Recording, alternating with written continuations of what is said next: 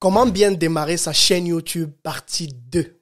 Découvre dans cette nouvelle vidéo de la semaine les 5 prochaines erreurs à éviter absolument dans tes débuts YouTube si tu souhaites voir non seulement ta chaîne grandir rapidement, mais si tu souhaites aussi commencer à la monétiser afin d'y gagner de l'argent avec tes vidéos. D'ailleurs, si tu n'as pas encore vu la première partie de cet épisode, je t'ai mis le lien en description. Ton succès avec tes vidéos sur YouTube dépendra à 80% des actions que tu poseras dès le départ. Moi, je n'ai pas eu la chance de savoir toutes ces choses quand je commençais il y a de cela 2 ans. Mais c'est seulement avec le temps parce que je constatais au fur et à mesure comment ces erreurs avaient un impact dans mes statistiques. Alors, cette vidéo a pour but d'aider toute personne qui vient de lancer une chaîne YouTube ou alors projette de le faire dans les jours, dans les semaines ou dans les mois à venir, afin de pouvoir l'aider à gagner aussi en temps, en productivité, en résultats au travers des erreurs par lesquelles je suis passé et comment, avec le temps, j'ai pu les améliorer. Reste bien jusqu'à la fin de la vidéo pour découvrir chacun de ces 5 nouveaux points. C'est parti!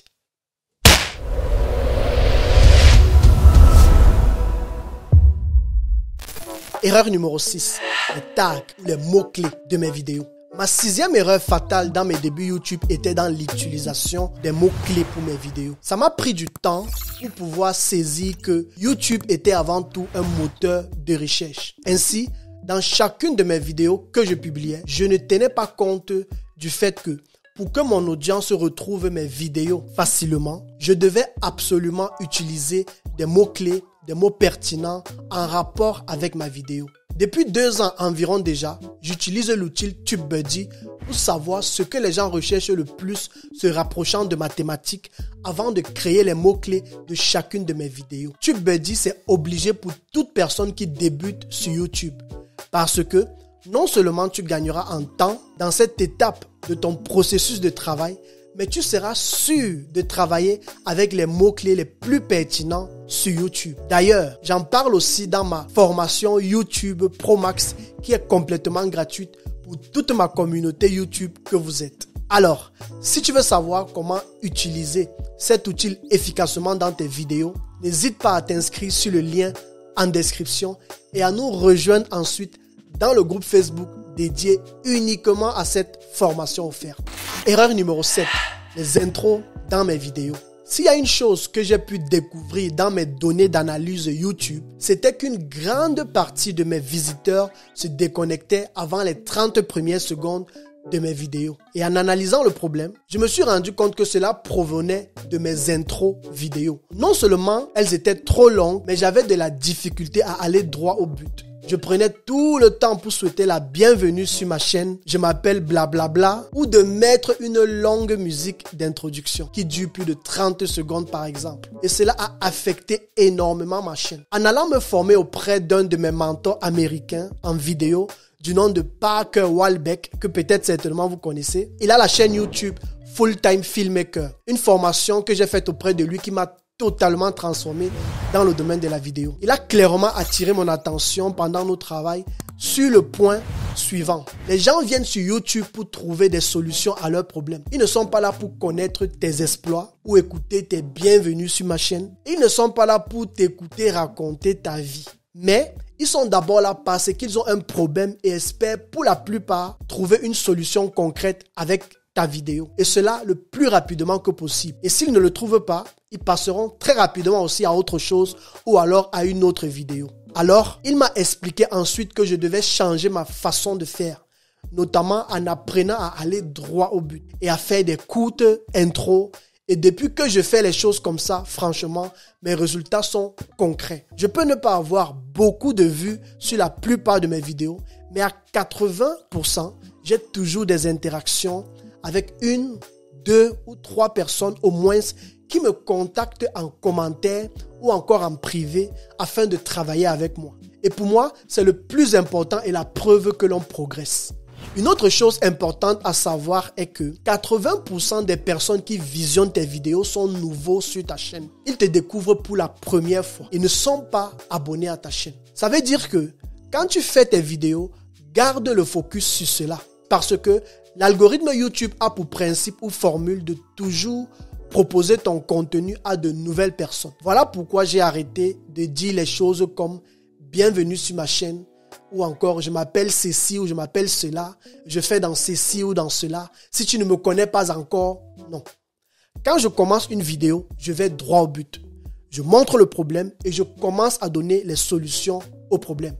Ainsi, je suis sûr que ceux qui rencontrent clairement ce problème resteront le temps qu'il faut pour suivre ma vidéo. Je réserve très souvent les choses sur moi, mes activités ou bien les annonces pour la fin de mes vidéos. Crois-moi, si tu viens de commencer sur YouTube et tu veux t'établir sur ta niche, applique cette stratégie parce qu'elle marche. Erreur numéro 8, les appels à l'action. Si les gens n'interagissent pas avec toi, ce n'est pas eux le problème, mais c'est d'abord toi le problème. Ma plus grosse erreur dans mes débuts YouTube était que je faisais des tonnes de vidéos, mais jamais je ne faisais des appels à l'action. Tu ne peux pas vouloir que les gens interagissent avec toi si tu ne fais pas le premier pas pour chercher à savoir s'ils ont besoin d'aide, s'ils ont des questions par rapport à ta vidéo. C'est un peu comme dans une salle de classe où le professeur est en train de donner cours, mais ne donne aucune possibilité aux élèves de poser des questions. Comment saura-t-il s'ils ont compris les cours ou pas? C'est la même chose avec YouTube. Tu n'auras jamais d'abonnés si tu ne demandes jamais aux visiteurs de s'abonner. Mais attention, ne fais pas la même erreur que moi de demander aux gens de s'abonner toutes les minutes pendant ta vidéo. Tu peux le faire 1 à 2 fois maximum et puis c'est bon. Une vérité est que quand ton contenu est riche et vraiment bénéfique pour un visiteur, il s'abonne sans effort de ta part. Alors, prends toujours le temps dans tes vidéos de faire clairement des appels à l'action.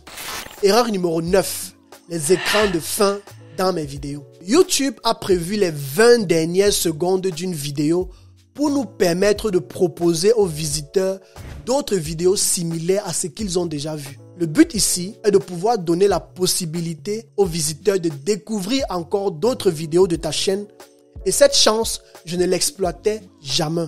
J'ai donc avec le temps développé une nouvelle stratégie. Dans les 20 dernières secondes de mes vidéos, j'invite clairement mes visiteurs à voir une autre vidéo spécifique ou alors à voir la toute récente vidéo de ma chaîne YouTube. Cela fera en sorte que, par exemple, si j'ai traité un problème A dans une vidéo qui a été bénéfique pour le visiteur, en lui proposant une autre vidéo traitant un problème B sur la même thématique, il ira forcément la voir et restera plus longtemps sur ma chaîne, ce qui augmentera obligatoirement tant de visionnage qui par conséquence augmentera aussi les gains sur YouTube. Car ce qui donne de l'argent sur YouTube, c'est le temps de visionnage. Garde cela à l'esprit, le temps de visionnage. Plus tes visiteurs sont scotchés sur ta chaîne, plus tu vas forcément gagner de l'argent avec YouTube. Voilà pourquoi mon conseil à tout débutant sur YouTube sera toujours de clairement inviter leurs abonnés ou encore leurs visiteurs à regarder d'autres vidéos similaires à la thématique sur laquelle ils ont fait la vidéo. Erreur numéro 10. Sous-estimer le montage vidéo. Avec mes 14 ans d'expérience dans le montage vidéo, s'il y a une chose que je sais qu'il ne faut jamais sous-estimer, c'est l'aspect du montage. Quand j'ai débuté sur YouTube, j'étais tellement sûr de moi que je me disais qu'en moins de 1 heure ou 1h30, je pouvais rapidement faire un montage puisqu'il s'agit maintenant de mes propres vidéos et non plus celles des clients. Mais c'était une grosse erreur, surtout quand tu veux bien faire les choses. Cependant, réussir l'introduction de sa vidéo, arriver à trouver les bons mots pour captiver les gens dans les 30 premières secondes d'une vidéo, cela demande du travail et du temps. Ensuite, il faut pouvoir agencer tout cela lors du montage, ajouter les effets de transition, les effets de son, supprimer les parties où tu t'es par exemple mal exprimé. Tout cela peut te prendre au moins 4 à 5 heures et voire même une demi-journée en fonction de comment tu t'es préparé à l'avance. Et cela, je l'expérimente chaque semaine. Et si je dois donner un conseil à tout débutant sur YouTube, c'est de réserver assez de temps pour le montage parce que cela te permettra de travailler sans avoir la pression. Moi, par exemple, généralement, je bloque le samedi pour mon enregistrement et mon montage vidéo. Et là, je ne me mets aucune pression et je reste juste focus sur cela. Un autre point que je recommande fortement à tout débutant pour monter tes vidéos plus vite, c'est de travailler toujours avec les raccourcis en fonction du logiciel de montage que tu utilises. Moi, par exemple, j'utilise le logiciel de montage qui s'appelle Premiere Pro, Adobe Premiere Pro. Au lieu de travailler avec la souris et d'aller sélectionner les choses à gauche, à droite, j'ai déjà ma liste de raccourcis bien définie sur mon clavier pour couper, pour supprimer, pour ajouter des séquences, des effets sur mes vidéos, mais cela de manière rapide. Si tu veux apprendre toutes ces choses, rejoins ma formation YouTube Pro Max où j'en parle et donne plusieurs techniques de travail rapide qui m'aident énormément à être productif.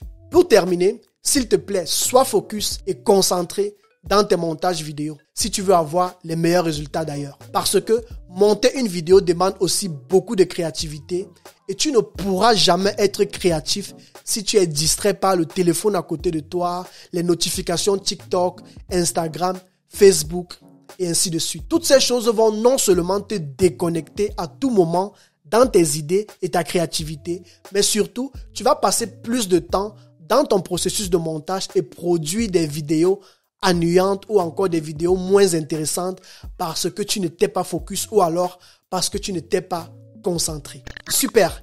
Maintenant que tu connais toutes les erreurs fondamentales à ne plus commettre quand on débute sur YouTube, prends le temps de les implémenter sur ta chaîne pendant que tu viens de te lancer et avant chaque nouvelle vidéo. Je t'invite aussi, si ce n'est pas encore fait, à aller voir la première épisode de cette vidéo dans laquelle je partage les erreurs numéro 1 à 5. Si tu as des questions aussi autour de la vidéo en général ou bien si tu as besoin d'aide pour lancer ta chaîne YouTube, alors n'hésite pas à me laisser un message en commentaire. Je te répondrai comme d'habitude avec plaisir parce que mon souhait est de voir un maximum de personnes dans notre communauté oser se lancer et exprimer leur talent, leur passion, leurs compétences sur YouTube. Merci d'avoir suivi cette vidéo et on se dit à très bientôt pour une nouvelle vidéo de la semaine sur le même sujet. Ciao, ciao.